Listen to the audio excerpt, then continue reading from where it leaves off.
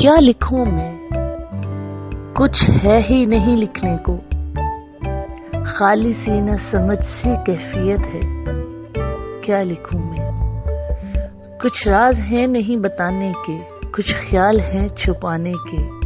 کیا لکھوں میں، ہر بات کب ہوتی ہے بتانے کی، کچھ باتیں ہوتی ہیں دل میں دبانے کی۔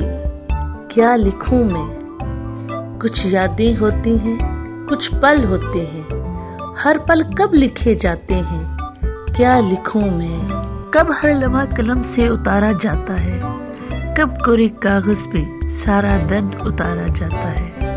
کیا لکھوں میں، آنسوؤں کی رسائی کو، مسکراہٹ کی گہرائی کو کیسے لکھا جاتا ہے۔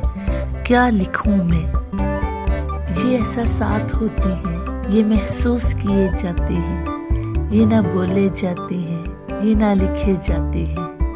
کیا لکھوں میں۔